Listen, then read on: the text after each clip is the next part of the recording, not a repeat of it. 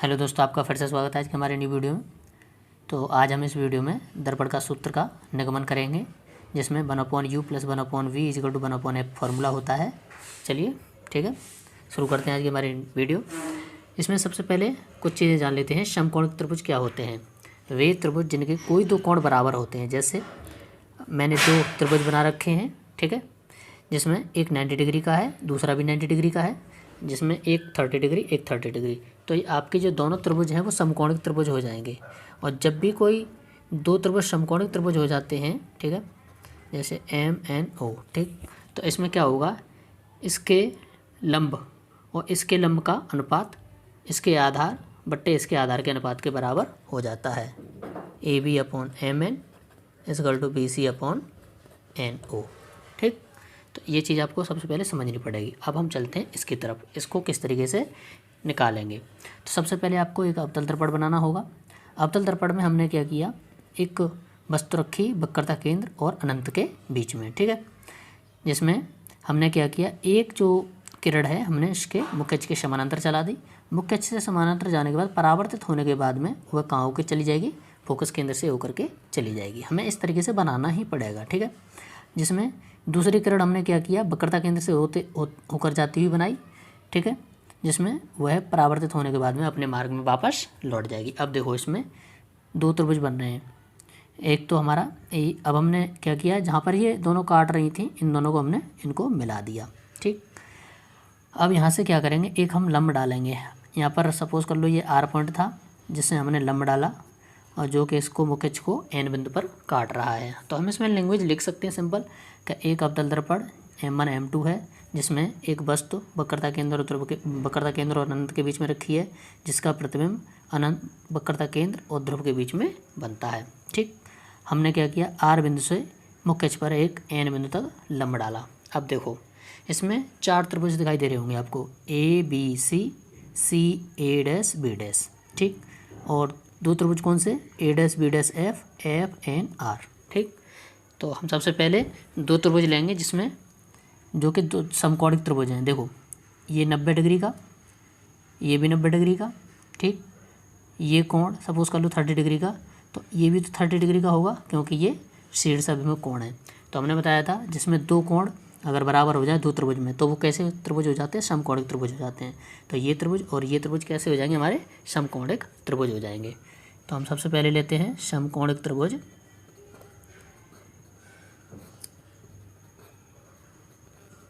कौन कौन से, ABC तथा A', B', C', ठीक है। जब हमारे समकोणिक त्रिभुज हो गए, तो हम क्या करेंगे, इसका लंब और इसके लंब का अनुपात लेंगे, AB/A', B', AC/, अब देखो ये लंब हो गए हमारे, आधार कौन से हमारे, ये वाला और ये वाला। तो AC/CA' बोल दो या A', बोल दो, ठीक। ये हमारा हो गया पहला समीकरण। अब दूसरे दो समकोणिक त्रिभुज और हैं हमारे, कौन कौन से, RNF, जिसमें 90 डिग्री का ये हो गया, A', B', F, जिसमें 90 डिग्री का ये हो गया। और ये सपोज कर लो अगर 60 डिग्री का रहता, तो ये भी 60 डिग्री का, क्योंकि ये शीर्षाभिमुख कोण है, ठीक है। अब इसमें एक 90 डिग्री, वो दो त्रिभुज हैं, जिसमें एक 90 डिग्री का है और एक इक्वल है, मतलब इसमें दो एंगल इक्वल हैं आपके। तो ये भी कौन से हो गए, समकोणिक त्रिभुज।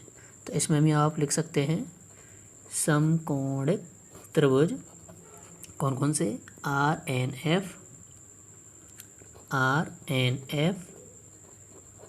तथा त्रिभुज A', B', F, ठीक। अब इसमें इसका लंब कौन सा है, ये वाला, और इसका लंब ये वाला। तो हम लिख सकते हैं RN/A', B', ठीक। ऐसे ही इसमें आधार कौन सा है, इसका ये, और इसका आधार ये, तो NF/A', लिख लो या FA' लिख दो, ठीक। अब देखो, RN, ये लंबाई जो है हमारी, ये इसके इक्वल है ना, ये पैरेलल लाइन है। अगर ये दो पैरेलल लाइन है, तो इनके बीच की डिस्टेंस कैसी रहती है, बराबर रहती है हमेशा, मतलब ये लंबाई और ये लंबाई बराबर है। ठीक है। तो हम यहाँ पे लिख के दिखा सकते हैं A B is equal to R N. तो हम आर एन की जगह पर हम क्या लग देंगे, ए बी लगा देंगे इसमें, ठीक है। तो हम लिखेंगे आर एन की जगह हम लगा देंगे A B upon A dash B dash is equal to N F upon F A dash. अब देखो एन बिंदु जो है पी के अत्यंत निकट होगा।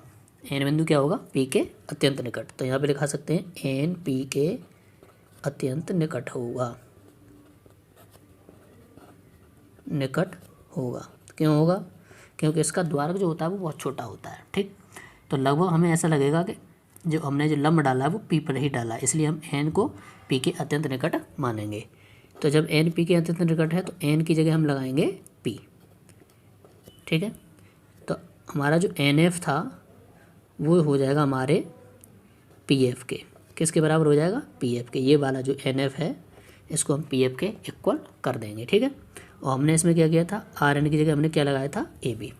तो हम इसको लिख देते हैं A B upon A dash B dash, N F की जगह क्या लगाएंगे हम, P F upon F A dash. ये हमारा हो जाएगा सेकंड समीकरण। अब देखो A B upon A dash B dash ये भी है, A B upon A dash B dash ये भी है, ठीक। तो हमारा ये इसके देखो A B upon A dash B dash की जगह हमारा क्या है, आया है P F upon F dash F A dash. और समीकरण 1 में भी हमारा A B upon A dash B dash की जगह क्या आया है, ए सी अपॉन ए डैश सी। इसका मतलब ये हो गया कि ये और ये इसके इक्वल हो जाएगा। तो हम इसको लिख सकते हैं A C upon A dash C equal to P F upon F A dash, ठीक।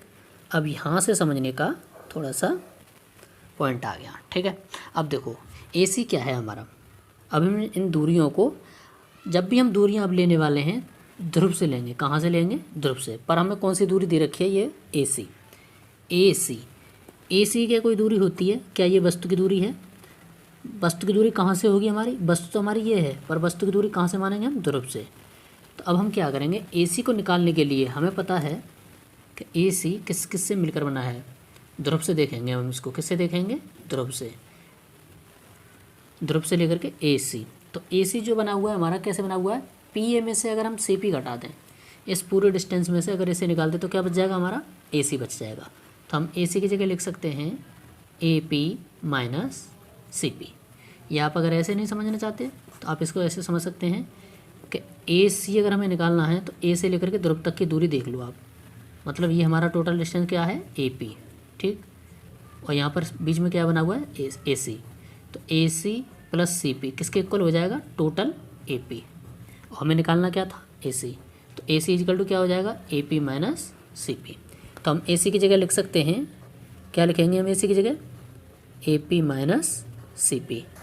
अब ए डैश सी को देखते हैं, क्या है हमारा, ए डैश सी, ए डैश सी, ठीक है। अब ए डैश सी को कैसे लिख सकते हैं हम, ए डैश सी को हम कैसे लिखेंगे, हमें ध्रुव से देखना है इसको। कहाँ से देखना है, ध्रुव से, सी ए डैश। तो हम पहले इसको लिखेंगे C A dash plus A dash P equal to C P, मतलब ये प्लस ये इजकल टू ये पूरे डिस्टेंस। हमें निकालना क्या था, ए डैश सी, ये निकालना था। तो क्या करेंगे, C P minus A dash P. तो इसकी जगह लिखेंगे C P minus A dash P. P F, P F हमें पता है ध्रुव से फोकस केंद्र तक की दूरी फोकस दूरी होती है, तो इसको हम ऐसे ही रहने देंगे, ठीक। एफ ए डैश देखते हैं, एफ ए डैश हमें यहाँ तक की दूरी देखनी है, ए पॉइंट तक की। तो ध्रुव से लेकर के ए पॉइंट तक की दूरी देखो किन किन से मिलकर बनी हुई है, ध्रुव ये हमारा, ए डैश ये, बीच में हमारा एफ आ रहा है, क्या आ रहा है, एफ। तो ये पूरी डिस्टेंस बनी है A dash F plus F V equal to A dash P, ठीक है। हमें चाहिए क्या, एफ ए डैश, क्या चाहिए, एफ ए डैश चाहिए हमें। एफ ए डैश क्या हो जाएगा, A dash P minus F P. तो लिख देते हैं इसको A dash P minus F P, ठीक। ये हो गया हमारा, सपोज कर लो तीसरा। अब हमें कुछ नहीं करना, हमें सिर्फ डिस्टेंस को रखना है। ए पी, ए से लेकर के पी तक की दूरी क्या होती है हमारी, ध्रुव से वस्तु तक की दूरी क्या होती है हमारी, यू, क्या होती है, यू। और इधर आ रही है तो ये हो जाएगा माइनस का यू, तो यहाँ रखेंगे माइनस यू। सी पी क्या है हमारा, सी पी ध्रुव से वक्रता केंद्र तक की दूरी क्या होती है हमारी, वक्रता त्रिज्या। तो हम इसको वक्रता त्रिज्या लगा देते हैं, वो भी माइनस की, अपॉन सी पी। सी भी फिर से आ गया, मतलब माइनस आर फिर से। ए डैश बी ध्रुव से लेकर के वस्तु तक प्रतिबिंब तक की दूरी क्या होती है हमारी वी, और वो भी माइनस में, तो माइनस का वी लगा देते हैं। पी एफ ध्रुव से फोकस केंद्र तक की दूरी क्या आ जाती है हमारी फोकस दूरी, वो भी माइनस में, तो माइनस एफ लगा दिया हमने। ए डैश पी ध्रुव से बस प्रतिबिंब तक की दूरी माइनस पी, तो यहाँ पे माइनस पी लगा दिया हमने। एफ पी ध्रुव से फोकस केंद्र तक की दूरी माइनस एफ लगा दिया हमने। आर को हम रिप्लेस कर सकते हैं किससे, आर बराबर क्या होता है हमारा 2f, तो आर को भी हटा देते हैं इसमें। माइनस यू माइनस माइनस क्या हो जाएगा प्लस, आर की जगह हमने लगा दिया 2f अपॉन आर की जगह फिर से 2f लगा देंगे हम, माइनस प्लस वी, यहाँ से माइनस एफ पहले से है ही, minus B minus plus F. ठीक, इसका इसमें मल्टीप्लाई कर देते हैं, इसका इसमें मल्टीप्लाई कर देते हैं। Minus U plus 2f equal to minus B plus F,